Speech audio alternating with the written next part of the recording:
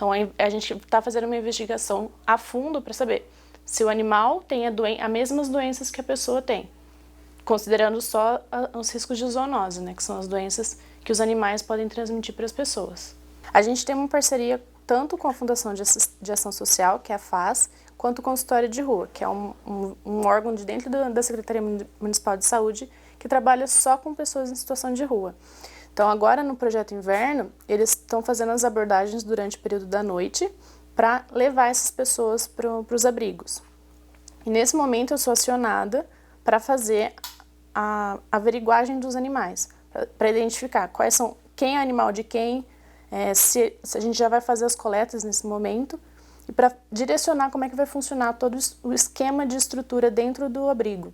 Porque não existe hoje um abrigo que absorva os animais junto com a pessoa. Então essa é a grande ideia da prefeitura desse ano, abordar tanto a pessoa quanto o animal dela para ser acolhido. E aí, tipo, a pessoa vai para esse abrigo e o animal fica onde? Viria para cá ou Não, ficaria lá? fica junto com a pessoa. Porque até então, as pessoas, quando elas eram abordadas, o animal ficava na rua. Ela não podia entrar no abrigo com o animal. A partir desse ano, 2 unidades vão abrigar os animais também. Então, a pessoa e o animal vão para essa unidade e eles podem ficar durante o dia ou então sair na manhã seguinte. A abordagem ela acontece principalmente em noites abaixo de 7 graus. Então, daí, para não correr o risco de ter hipotermia nas ruas, então eles são acolhidos. Só que muitas vezes eles não aceitam por conta do animal. A gente não existe hoje uma noção de quantos animais estão junto com as pessoas em situação de rua. A gente tem um levantamento prévio aqui em Curitiba, e que a gente está tentando trabalhar com essas pessoas, mas a quantidade eu não consigo te dizer quantos tem. A gente trabalha com um conceito que é saúde única. A saúde única ela trabalha 3 abordagens diferentes de saúde: a saúde animal, a saúde humana e a saúde ambiental. Então, a gente não consegue mais conversar falando de saúde humana se a gente não vincular a saúde do animal, porque hoje eles fazem parte como se fossem um membro da família. Então, a pessoa em situação de rua é mais ainda, porque ela coloca o animal como um membro da família ou até acima de um membro da família. É mais do que ele mesmo. Ele cuida mais do animal do que da própria saúde, da própria higiene.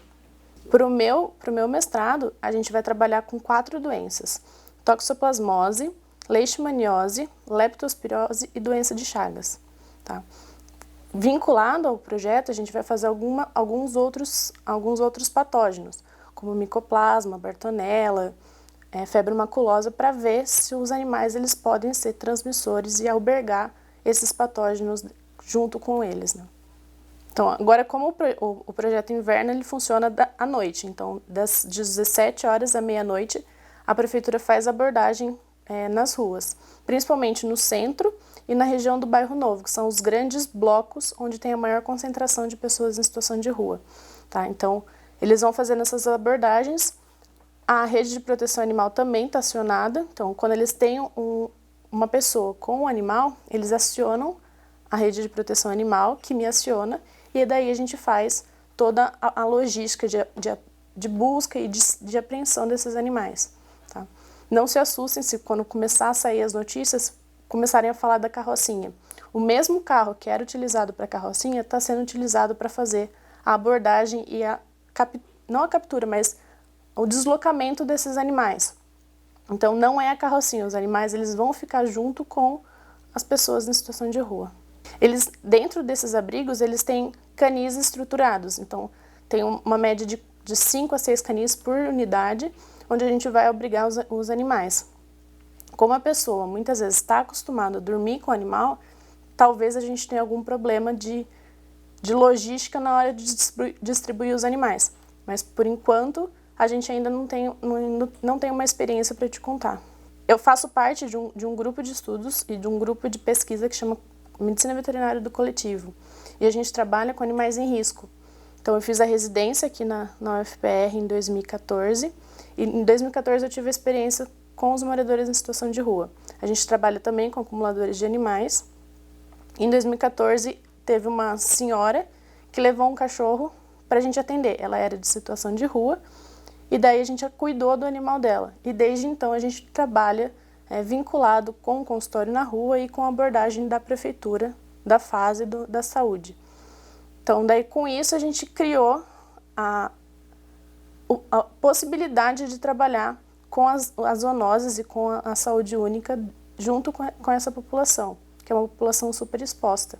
Dentro da estrutura do morador de rua, dentro da prefeitura, ela tem alguns segmentos. Então, pela assistência social, ela tem o Centro POP, que é o Centro de Assistência de Referência a Moradores em Situação de Rua. Tá? Então, dentro desse Centro POP, eles são... a pessoa procura ajuda, então ela pode tomar banho, ela recebe uma alimentação, às vezes ela recebe um vale-transporte, porque ela fala, eu fico aqui, mas eu moro lá, minhas coisas estão em outro bairro, então elas ganham vale-transporte da prefeitura. Em alguns lugares eles podem passar a noite, fazer uma pernoite, e tudo isso é registrado dentro da assistência social. Então isso em São José eu acompanhei.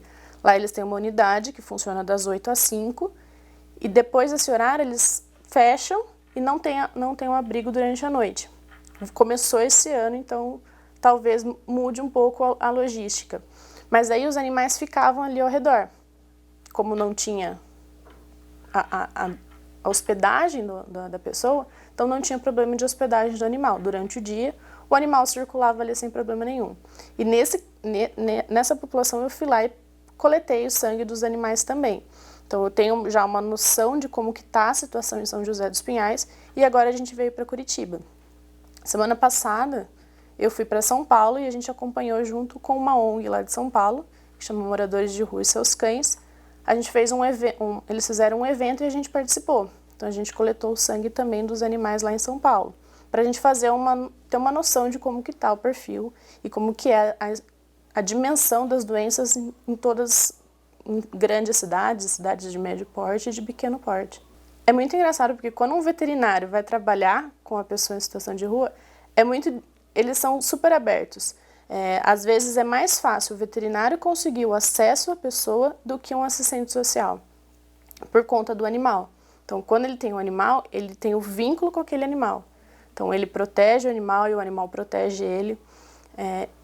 É um membro da família. Às vezes, ele se preocupa mais com a saúde do animal do que com a própria saúde. Então, tem os casos emblemáticos.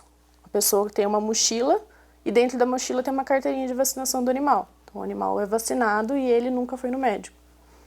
Então, quando a gente chega, eu quero cuidar do seu animal, eles são super abertos, começam a conversar com você. E é nessa hora que a assistência social aproveita também, porque daí eles conseguem ter o acesso à pessoa, conseguir informação sobre família, conseguir informação sobre onde veio, para onde quer ir.